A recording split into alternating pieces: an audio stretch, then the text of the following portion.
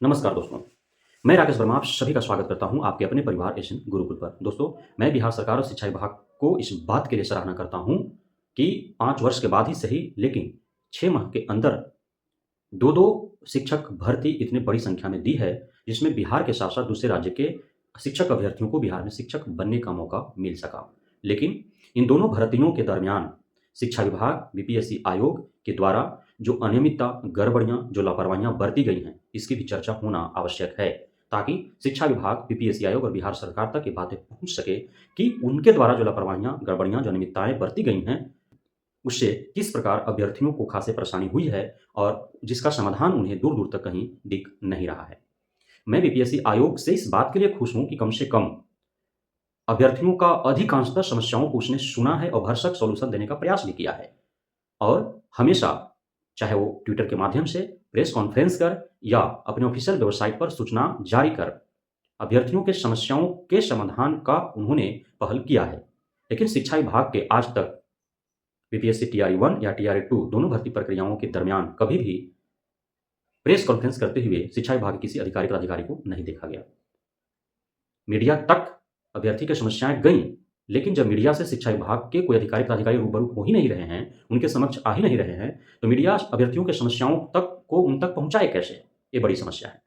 अर्थात अभ्यर्थियों और शिक्षा विभाग के बीच कम्युनिकेशन गैप प्रारंभ से ही दिख रहा है, जिसके कारण ये परेशानियां हुई है और एक गैप को पाटने की आवश्यकता है। शिक्षा विभाग को बीपीएससी आयोग के तर्ज पर उसे भी जो है चलने की आवश्यकता है, कार्य करने की आवश्यकता है। टीआरई 1 संपन्न हुए। हालांकि टीआरई 1 में सफल व चयनित शिक्षक अभ्यर्थियों की लगातार रीवेरिफिकेशन, थंब इम्प्रेशन मिलान, आधार मिलान, क्यूआर स्कैनर से क्यूआर कोड का मिलान हो रहा है, जिसमें रोजाना सैकड़ों फर्जी अभ्यर्थी पाए जा रहे हैं। इससे साफ जाहिर होता है कि बीपीएससी आयोग के द्वारा टीआरई 1 के सफलता और पारदर्शिता पर जो दावे पेश किए गए, वो दावे खोखले थे।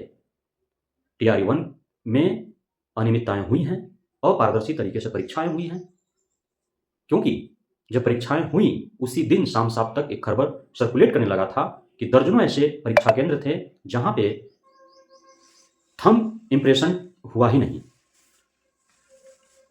उसके बाद जब मेरिट लिस्ट जब जारी किए गए, उसमें भारी अनियमितताएं देखने को मिला। एक ही सेंटर पर क्रम से 100-200 अभ्यर्थियों का रिजल्ट देखने को मिला। ये कैसे हो सकता है? उसके बाद जो मेरिट लिस्ट जारी किए गए, उसमें CTET fail, BEd fail, DElEd fail, STET fail, BEd को 1 to 5 में इस प्रकार से कई गड़बड़ियां देखी गई। अभ्यर्थियों को द्वारा जब ये मांग किया गया कि उन कारणों से छटे हुए अभ्यर्थियों से उत्पन्न रिक्तियों पर सप्लीमेंट्री रिजल्ट दे करके और दूसरे अभ्यर्थियों को बहाल किया जाए, तो सरकारी नियमों और शिक्षा विभाग के माथे पर जो है इसकी जिम्मेदारी सौंपते हुए बीपीएससी आयोग ने पल्ला झाड़ लिया और मात्र 2700 रिक्तियों पर ही जो मल्टीपल रिजल्ट्स उत्पन्न हुए थे, उस पर ही सिर्फ सप्लीमेंट्री रिजल्ट दिया गया, जिसमें भी जो 2700 रिजल्ट दिए गए, उसमें भी सैकड़ों की संख्या में एनआईएस डीएलएड धारियों को दिया गया, जिनका काउंसलिंग हो ही नहीं पाया। और एनआईएस डीएलएड धारी का जब सप्लीमेंट्री रिजल्ट दिए गए, उसका काउंसलिंग नहीं होगा, इस हेतु भी न तो बीपीएससी आयोग और न ही शिक्षा विभाग के द्वारा कोई सार्वजनिक निर्देश जारी किए गए।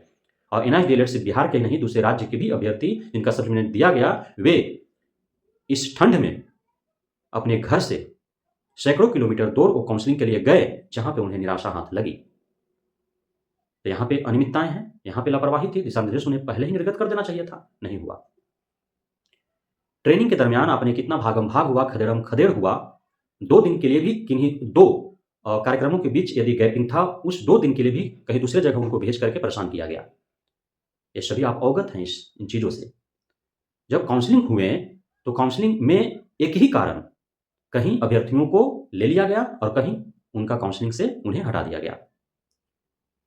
सीटेट, दूसरे राज्य के जो हमारी बहनें हैं, सीटेट में 90 अंक होना चाहिए अथवा नहीं, संशय टीआरई 1 में भी रहा और टीआरई 2 में भी है। टीआरई 1 में कहीं पे 90 अंक पर लिया गया और कहीं पे 90 अंक से जिनका कम था, 90 नंबर से जिनका कम था, दूसरे राज्य के जो महिला अभ्यर्थी थे, उनका लिया गया और कहीं पे नहीं लिया गया। बाद में भी जब डीओ स्तर पर कागजात जांच हुई, वहां भी जो है सैकड़ों की तादाद में दूसरे राज्य के महिला और पुरुष अभ्यर्थी जिनका 90 अंक से कम था, उन्हें छांट दिया गया। टीआरई 2 में भी सैकड़ों की तादाद में दूसरे राज्य की महिलाएं जिनका 90 अंक नहीं था, 90 अंक से कम था, ले लिया गया और कुछ को छांट दिया गया। कुछ आज भी टीआरई 1 से बहाल हुए 90 अंक से कम वाली जो महिलाएं हैं, वे आज भी शिक्षक के रूप में कार्यरत हैं और वे वेतन उठा रहे हैं। टीआरई 2 में भी सैकड़ों की तादाद में 90 अंक से कम वाले जो दूसरे राज्य की महिला अभ्यर्थी हैं, वे ट्रेनिंग में हैं। 13 तारीख को उन्हें नियुक्ति पत्र मिल जाएगा। तो एक ही आधार, एक ही कारण, कहीं छट गए, कहीं लग गए। डॉक्यूमेंट्स त्रुटि को लेकर के कहीं माता का नाम, पिता के नाम में जो है वो त्रुटि था, अंक जो अक्षर थे वो बेमेल थे। उसके वजह से कहीं पे एफिडेविट लेकर के उन्हें काउंसलिंग करा लिया गया, कहीं बिना एफिडेविट के भी काउंसलिंग हो गया, और कहीं पे एफिडेविट रहते हुए जब त्रुटि था, माइनर त्रुटि की वजह से उन्हें छांट दिया गया। डॉक्यूमेंट्स जब लिए गए काउंसलिंग के दरमियान तो कहीं पे सिर्फ वाटरमार्क वाले डॉक्यूमेंट्स लिए गए और कहीं पे वाटरमार्क वाले डॉक्यूमेंट्स भी लिए गए, और साथ में अन्य जो बिना वाटरमार्क का डॉक्यूमेंट्स, उनका जो भी शैक्षणिक प्रशैक्षणिक था, वो सारे अंक पत्र, प्रमाण पत्र वो लिए गए। कहीं पे एक ही फाइल में लिया गया, कहीं पे 2 अलग-अलग फाइल लिए गए। जब शिक्षा विभाग के दिशा निर्देश पर, उसके तत्वावधान में, उसके देख-रेख में, निगरानी में जब काउंसलिंग हो रहा है, तो सब जगह काउंसलिंग की प्रक्रियाएं एक होनी चाहिए। क्यों इस तरह से अंतर पाए गए? और एक ही कारण की वजह से कहीं लग गए, कहीं हट गए, जिसकी वजह से जब वो जान रहा है अभ्यर्थी कि उसका दोस्त, उसका मित्र, उसका परिचित या किसी ऐसे व्यक्ति को जानता हो जिस कारण से वह छटा है, उस कारण से उसका हो गया है, तो कितना दुख उसके पहुंचा होगा, और इस समस्या को लेकर के जाए कहां, ये भी एक समस्या है। तो ये सारे मिसकम्युनिकेशन और कम्युनिकेशन गैप की वजह से हो रहे हैं। टीआरई 1 का जब थंब इंप्रेशन मिलान हो रहा है या अन्य प्रकार से जब जांचें हो रही हैं, तो जितने भारी संख्या में फर्जी अभ्यर्थी पाए जा रहे हैं, क्या कहा जा सकता है कि टीआरई 1 परीक्षा जो है कितनी पारदर्शी तरीके से हुआ होगा? और टीआरई 2 का जब इसी प्रक्रिया के तहत जब जांच होंगे, उसमें भी जब सैकड़ों की तादाद में फर्जी अभ्यर्थी पाए जाएंगे, तो टीआरई 2 में भी वही हालात।